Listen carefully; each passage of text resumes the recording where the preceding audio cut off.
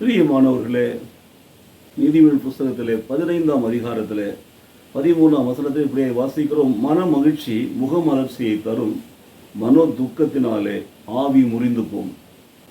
மன மகிழ்ச்சி முக மலர்ச்சியை தரும். பிரியமானவர்களே, மனதில் வரக்கூடிய மகிழ்ச்சியானது, உள்ளத்தில் இருக்கக்கூடிய அந்த மகிழ்ச்சியானது நம்முடைய முகத்தில் ஒரு மலர்ச்சியை தரும். மகிழ்ச்சி முகத்திலே மலரும்.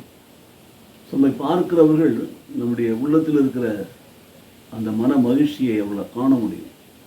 அதனுடைய முகத்திலே தெரிவாங்க. அகத்தின் அழகு முகத்திலே தெரியும் என்று சொல்லுவோம். அதுபோலவே நம்முடைய இருதயத்தில் இருக்கக்கூடிய அந்த சந்தோஷமானது, அந்த மகிழ்ச்சியானது நம்முடைய முகத்திலே வெளிப்படும். ஆனால் அதே இருதயத்திலே மனோ துக்கத்திலே என்று எழுதப்பட்டிருக்கிறது. ஆங்கிலத்திலே அது ஹார்ட் ஏக் என்று எழுதப்பட்டிருக்கிறது.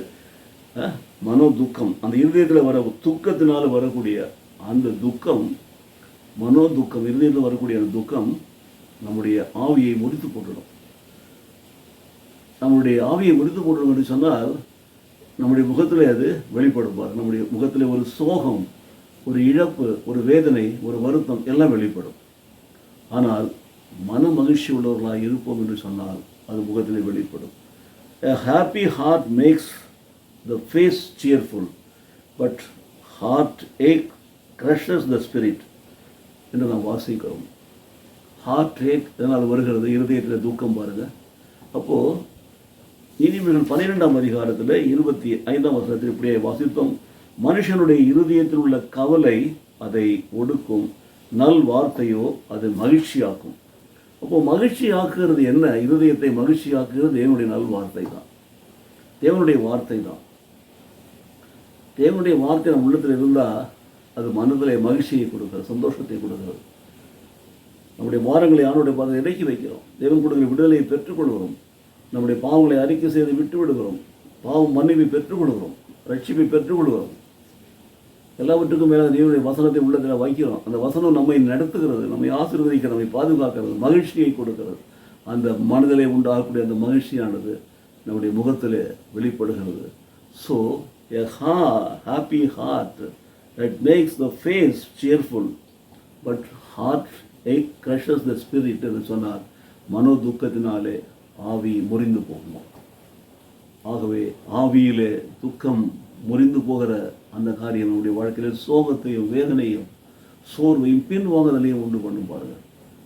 ஆகவே எனக்கு பிரியமானவர்களே, எந்த சூழ்நிலையிலும் மன மகிழ்ச்சி உள்ளவர்களாக இருக்க வேண்டும். அதற்கு நாம் இருதயத்திற்கு தேவையான தேவனுடைய வார்த்தைகளை நாம் கேட்கிறவர்களாய், வாசிக்கிறவர்களாய், அதை உள்ளத்தில் இருத்தி வைத்து தியானித்து ஆசைப்பட்டு சொந்தமாக்கி கொண்டவர்களாய் அதன்படி நடக்கிறவர்களாக இருப்போம் என்று சொன்னால் அந்த மனதில் உண்டாகக்கூடிய மகிழ்ச்சி நம்முடைய முகத்தில் தெரியும். நம்மை காண்கிறவர்கள் நம்முடைய சந்தோஷத்தை பார்ப்பதும் தேவன் நம்மை ஆசீர்வதித்திருக்கார் என்பதை அவர்கள் அறிந்து கொள்வார்கள்.